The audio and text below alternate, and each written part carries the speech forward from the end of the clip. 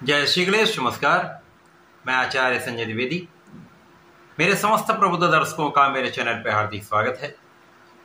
प्रिय दर्शकों, आज मैं मंगल के राशि परिवर्तन प्रभाव को लेकर आपके सम्मुख उपस्थित हूं। नवग्रहों में सेनापति मंगल 20 अक्टूबर को अपनी राशि का परिवर्तन करके अपने मित्र चंद्रमा की राशि में प्रवेश कर चुके हैं, परंतु कर्क राशि मंगल की नीच राशि है।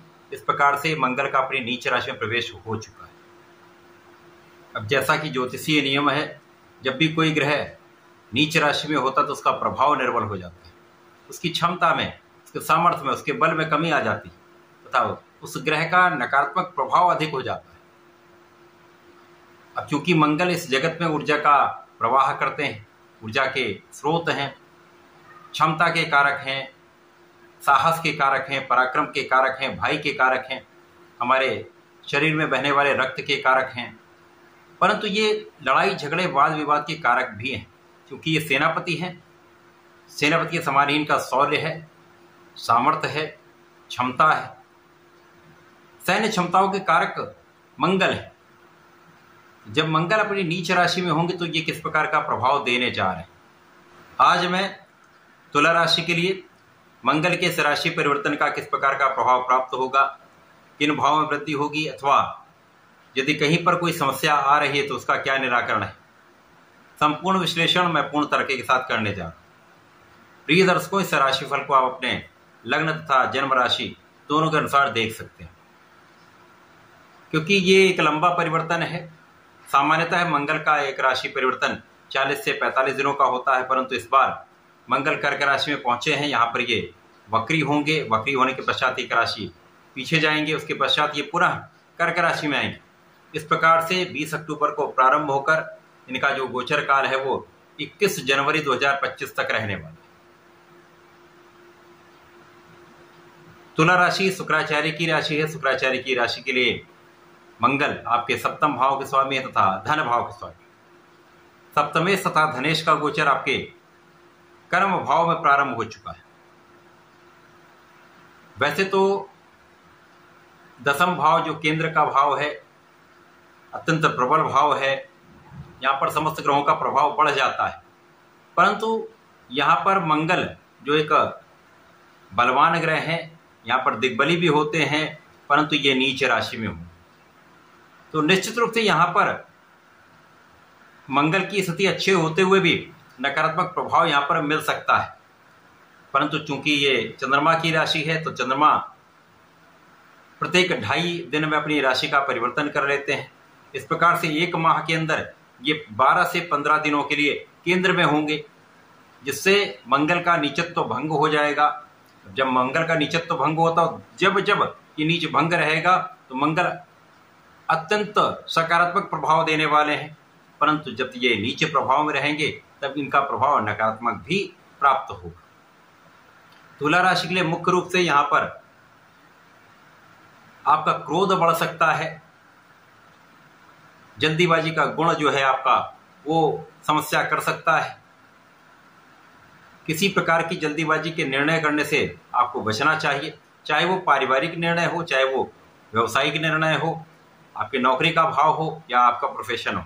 किसी भी प्रकार के निर्णय को आप जल्दीबाजी में ना करें। इस समय में ऊर्जा का प्रवाह बहुत अच्छा रहेगा, परंतु इस ऊर्जा को सही ढंग से आपको सही दिशा में लगाना है।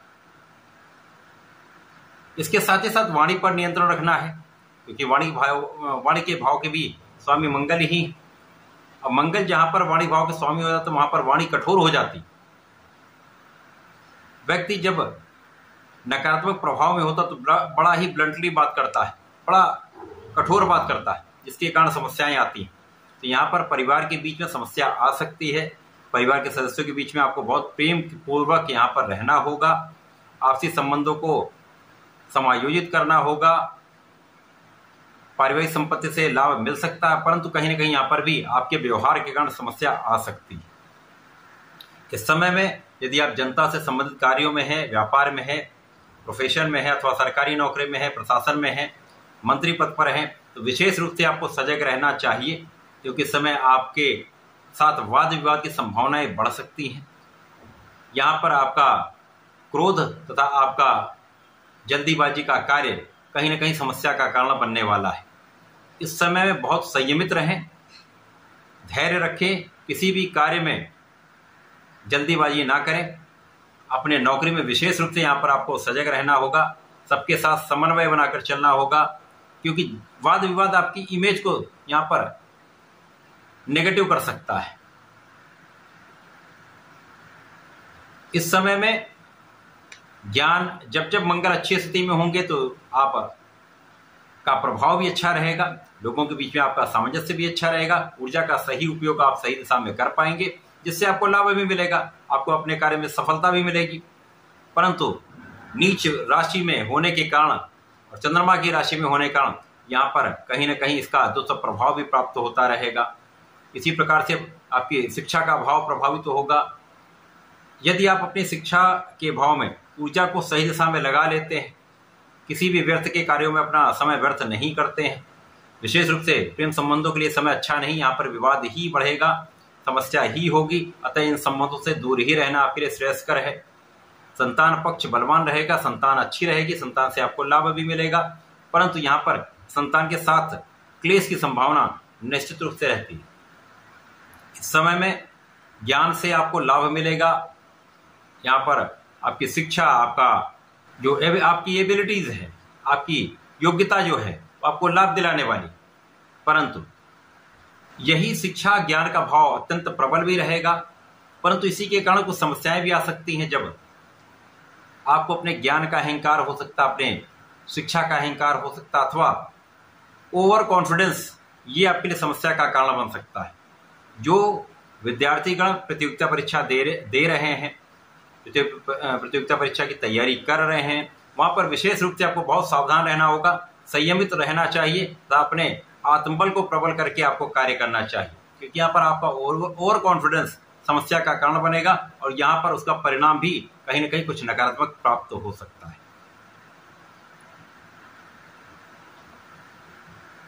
अब दसम भाव कार्यक्षेत्र का है।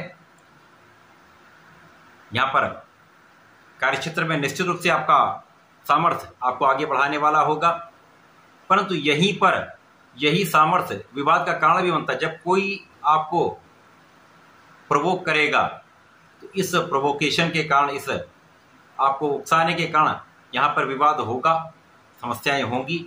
इसलिए ऐसे समय में ऐसी चीजों से दूर रहना ही आपके लिए बहुत अच्छा है। पिता माता का आशीर्वाद मिलेगा, लेकिन इनसे कुछ दूरी का होना भी संभव है। इस समय में आपको नियमित रूप से भगवान सूर्यदेव को जल देना चाहिए। ओम आदित्याय नमः का कम से कम 11 बार जप अवश्य कर लें।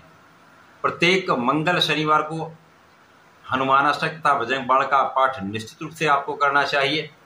गणपति जी का संकटनाशन गणेश स्तोत्रम का पाठ नित्य करें, जिससे आपकी समस्याएं दूर हों, आपके कष्ट दूर हों। तथा महाकाल की पूजा करें। ओम नमः शिवाय का यदि इस पंचाक्षर मंत्र का नित्य एक माला का जप कर लें तो समस्याएं कम से कम होंगी, लाभ आपका प्राप्त हो। तो ऐसा करके इसका लाभ लें। धन्यवाद, नमस्कार।